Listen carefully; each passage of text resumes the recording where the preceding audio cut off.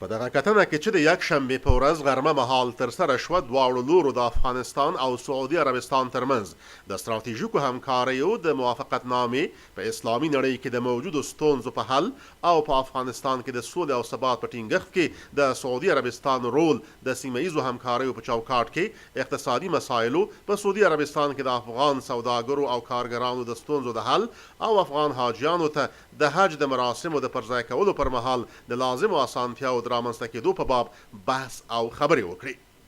په دغه کتنه کې د افغانستان جمهور رئیس ډاکټر محمد اشرف غني احمدزي د افغان حاجیانو د ښې پالنې له امله د سعودي عربستان د دولت څخه مننه وکړه او ویل افغانستان غواړي چې سعودي عربستان د نړۍ د ستر اسلامي او د افغانستان د دوست هیواد په توګه د سیمه ییزو همکاریو په چوکاټ کې په افغانستان کې د سولې او ثبات د تامین په لاره کې خپل رغنده رول ولوبوي. جمهور رئیس ډاکټر محمد اشرف غني احمدزي د سیمه ییزو اقتصادي همکاریو اهمیت ته د اشارې په ترڅ کې وویل افغانستان غواړي چې د دوست هیواد سعودي عربستان سره پراخ اقتصادي اړیکې ولري.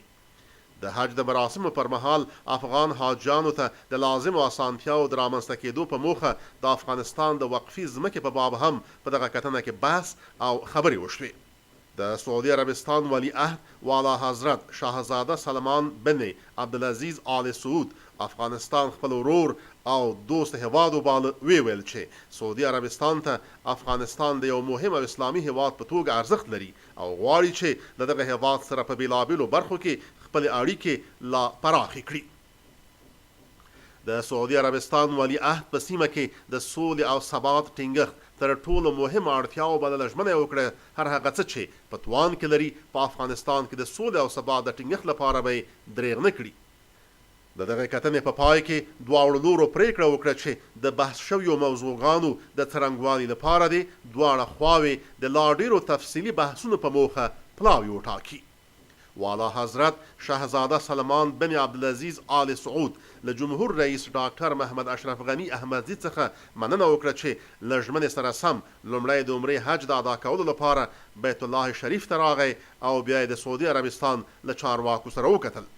په دغه کتنه کې د افغانستان له اړخه د جمهوري ریاست لومړي مرستیال ستر جنرال عبدالرشید دوستم د اصلاحاتو او ښې حکومتوالۍ په چارو کې د جمهور رئیس فوق العاده استازي احمد ضیا مسعود، د حکومت د اجرایه ریاست لومړي مرستیال انجینیر محمد خان، د ملي امنیت صلاحکار محمد حنیف اتمر، د بهرنیو چارو وزارت سرپرست زرار احمد مقبل او د سولې د عالی شورا د دارالانشا رئیس محمد معصوم ستانکزي او د سعودي عربستان له اړخه د ولی عهد نائب مقرن بن عبدالعزیز آل سعود، د بهرنیو چارو وزیر سعود الفیصل، د کورنیو چارو وزیر امیر متعب بن عبدالله او د ریاض والی شاهزاده ترکی بن عبدالله بن عبدالعزیز ګډون کړی و.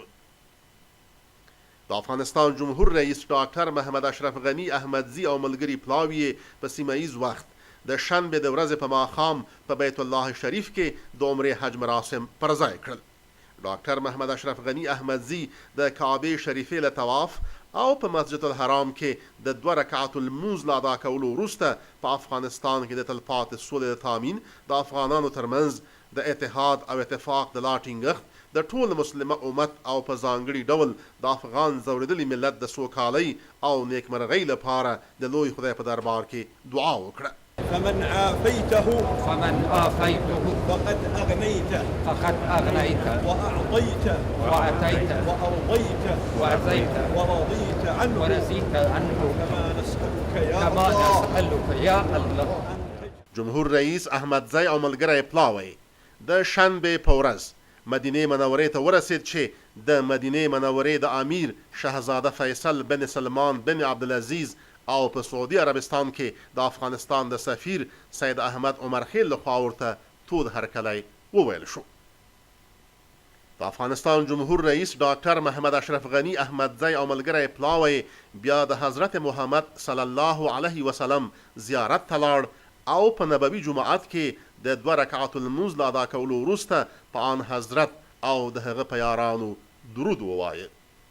الصلاة والسلام عليك يا خير خلق الله يا خير خلق الله الصلاة والسلام عليك الصلاة والسلام عليك وعلى آل بيتك وعلى آل بيتك. د افغانستان جمهور رئیس د خپلو انتخاباتي کمپاینونو په بهیر کې د افغانستان له خلکو سره ژمنه کړې وه چې د افغانستان د نوي جمهور رئیس په توګه به خپل لومړنی بهرنی سفر په بیت الله شریف کې د عمرې حج له ادا کولو پیل کړي. د افغانستان له جمهور رئیس ډاکټر محمد اشرف غني احمدي سره په دغه سفر کې د جمهوریت ریاست لومړي مرستیال ستر جنرال عبدالرشید دوستم، د اجرایه ریاست لومړي مرستیال انجینیر محمد خان، د اصلاحاتو او ښې حکومتوالۍ په چارو کې د جمهور رئیس فوق العاده استازي احمد ضیا مسعود، د ملي امنیت صلاحکار محمد حنیف اتمر، د بهرنیو چارو وزارت سرپرست زرار احمد مقبل، د عالمانو د سراسري شورا رئیس مولوي قیام الدین کشاف، د سولې د عالی شورا د دارالانشا رئیس معصوم ستانکزي،